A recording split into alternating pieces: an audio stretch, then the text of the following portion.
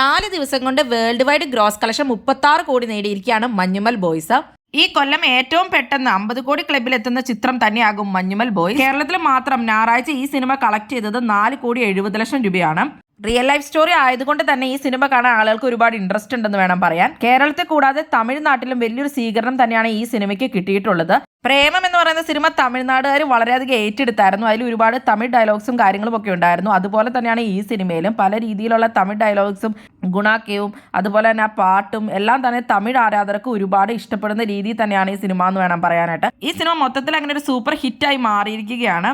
എത്രയും പെട്ടെന്ന് 100 കോടി ആവാനും സാധ്യതയുണ്ട്. അത് മാത്രമല്ല 100 ആണോ 150 കോടി ആണോ എന്നുള്ളത് നമുക്ക് കണ്ടറിയാം. രാഹുൽ സദാശിവൻ ഡയറക്ട് ചെയ്ത ഹൊറർ ത്രില്ലർ കാറ്റഗറിയിൽ വന്ന ബ്രഹ്മയുഗം എന്ന് പറയുന്ന സിനിമ ഓൾറെഡി കഴിഞ്ഞ ദിവസം 50 കോടി കടന്നിരുന്നു. ഗിരീഷ് ഷെഡി സംവിധാനം ചെയ്ത റോംകോം കാറ്റഗറിയിൽ വരുന്ന പ്രേമലു എന്ന് പറയുന്ന സിനിമ 65 കോടിയായിട്ടുണ്ട്. അതെന്തായാലും ഒരു 100 കോടി ക്ലബിൽ പ്രതീക്ഷിക്കാവുന്ന ഒരു സിനിമ തന്നെയായി മാറിയിരിക്കുകയാണ്. ഈ 3 സിനിമകളും തന്നെ വ്യത്യസ്ത ജോണറിൽ വന്ന സിനിമകളാണ്. എല്ലാം നല്ല സിനിമകൾ തന്നെയായിരുന്നു. ഫെബ്രുവരി മാസം റിലീസ് ചെയ്ത എല്ലാ സിനിമകളും തന്നെ വൻ ഹിറ്റായിരുന്നു. ഇനി പ്രേക്ഷകർ ഏറ്റവും കൂടുതൽ കാത്തിരിക്കുന്ന സിനിമ ആടുജീവിതമാണ്. അത് റിലീസാവുന്ന മാർച്ച് 28-നാണ്. അതിനുശേഷം ഏപ്രിലിൽ റിലീസാവുന്ന 2 സിനിമകളാണ് ആവേശവും വർഷങ്ങൾക്ക് ശേഷവും. നിങ്ങൾ ഇതിൽ ഏത് സിനിമ കാണുവാനാണ് പ്രതീക്ഷയോടെ കാത്തിരിക്കുന്നത്?